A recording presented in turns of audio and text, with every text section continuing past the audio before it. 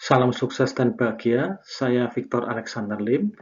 Pada kesempatan ini saya akan menjelaskan mengenai pentingnya kesadaran diri dalam regulasi diri.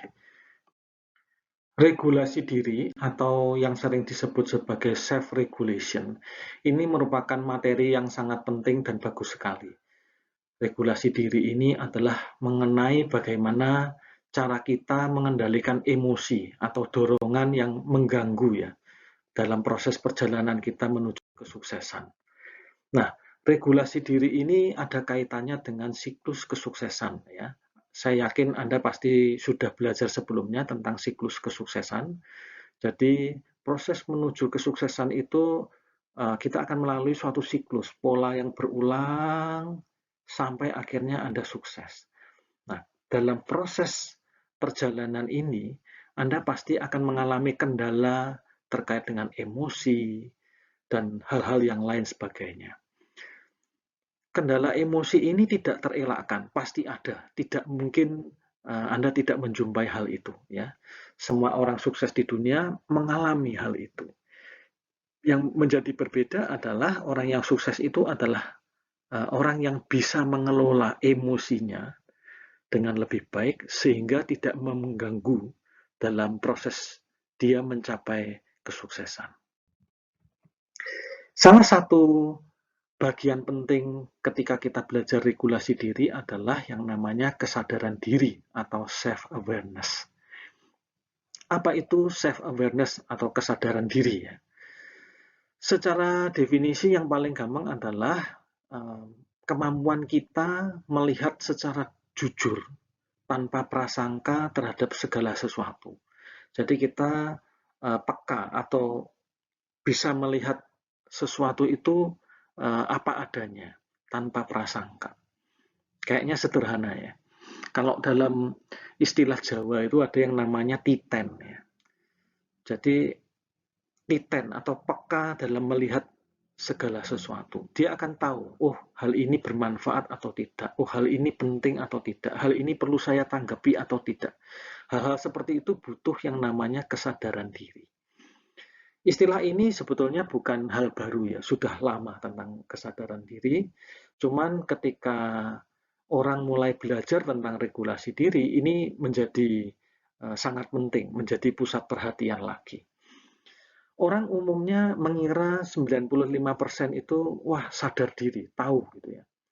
Ternyata bukan seperti itu ya. Menurut penelitian justru sebagian besar orang yang benar-benar sadar itu ya cuma 10-15% aja.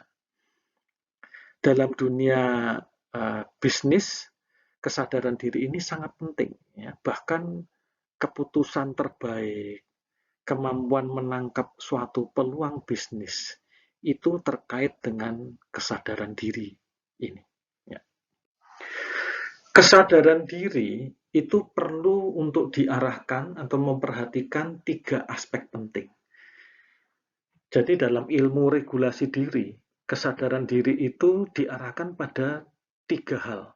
Yang pertama adalah sumber daya atau resources. Sumber daya yang dimaksud adalah pengetahuan atau knowledge ya. Jadi Anda butuh informasi, butuh wawasan. Jangan meremehkan ya tentang wawasan. Jadi ketika Anda memetik pelajaran baru, ya, itu penting sekali karena memberikan kejelasan berpikir. Ya. Kalau Anda tidak punya kejelasan berpikir, biasanya orang mudah sekali bergelut dengan emosi negatif. Ya muter-muter di seputaran itu saja, ya semakin rumit biasanya, semakin tambah parah. Sehingga akhirnya Anda tidak ada lagi energi yang cukup untuk melakukan hal-hal produktif menuju kesuksesan. Yang kedua adalah strategi pembelajaran. Nah, ini juga perlu diperhatikan ya. Strategi pembelajaran apa saja? Banyak hal ya. Bisa membaca buku, melakukan studi, Anda refleksi, konsultasi dengan mentor kalau Anda punya mentor ya. Atau Anda meluangkan waktu untuk praktek terapi diri, ikut seminar, ikut seperti kelas online ini, Anda pasti belajar banyak hal ya. atau Anda tergabung dalam komunitas orang-orang sukses. Ya. Nah, strategi ini sebetulnya adalah untuk menjaga ya, lingkungan Anda, supaya Anda terkondisi berada pada mentalitas yang positif. Ya. Saya yakin dalam hidup ini, apalagi Anda dalam proses ingin sukses, pasti ada emosi negatif, ada halangan segala macam. Tapi kalau kita punya strategi yang baik, sebetulnya relatif lebih mudah, relatif kita ini terjaga, ya, karena terkondisi dengan baik, ya mentalitasnya akan relatif lebih baik. Karena itu adalah cara supaya Anda lebih cepat sukses, ya, meraih kesuksesan karena Anda selalu berada pada kondisi yang memang terbaik. Yang ketiga adalah motivasi dan emosi. Saya tidak akan banyak cerita tentang motivasi dan emosi, tapi yang jelas ya seperti kelas online ini bukan hanya ngomongin teori, bukan cuma wawasan ya. Saya rasa kalau teori Anda pasti sudah dapat banyak ya di luaran sana. Apalagi sekarang ada internet, Anda bisa belajar banyak hal di luaran sana. Tapi proses pembelajaran seperti itu belum tentu sistematis ya. Kalau di kelas online ini sistematis dan akhirnya mengerucut pada pemberdayaan diri melalui hipnoterapi. Jadi pendekatan kita adalah supaya Anda punya tools, punya alat bantu yang membuat Anda terjaga, ya, memiliki motivasi dan arah yang jelas, maka Anda perlu melakukan pemrograman pikiran bawah sadar melalui hipnoterapi. Setidaknya ada 3 hal yang Anda dapatkan. Yang pertama, keyakinan akan kapasitas kemakmuran. Nah, ini penting ya. Jadi kalau mau sukses, digedein dulu nih kapasitas kemakmurannya. Karena kalau kapasitasnya kecil, keyakinan Anda kecil. Ya, Anda berusaha banting tulang menjalankan bisnis apapun, ya kecil hasilnya. Karena ini ukurannya harus diperlebar terlebih dahulu. Yang kedua adalah keyakinan terkait kemampuan mencapai kesuksesan. Ya. Jangan merasa sukses dulu baru yakin, ya. Dapat hasil baru yakin. Keliru.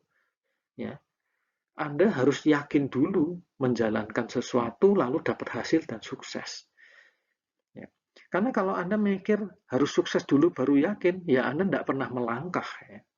Jadi keyakinan seperti ini justru dibutuhkan karena menjadi bahan bakar Anda, menjadi dorongan untuk berbuat sesuatu. Yang ketiga adalah mengatasi mental block yang menjadi penghalang kesuksesan. Mental block ini pasti ada ya setiap orang. Emosi-emosi negatif, pengalaman buruk di masa lalu gitu ya. Anda pasti mengalami, saya pun mengalami. Semua orang pasti mengalami kok ya. Kisah orang sukses di dunia juga ada ya, mengalami hal seperti ini.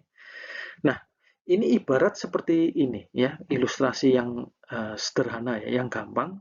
Ketika Anda ingin berlari kencang, jadi keyakinannya sudah tumbuh kuat, lalu Anda ingin bertindak, ya, mengejar impian Anda di garis finish sana. Anda lari tetapi terikat kakinya, ya, ada beban, ada faktor emosi masa lalu, ya, pengalaman buruk masa lalu yang emosi itu mengikat kaki Anda sehingga Anda tidak bisa bergerak lebih jauh.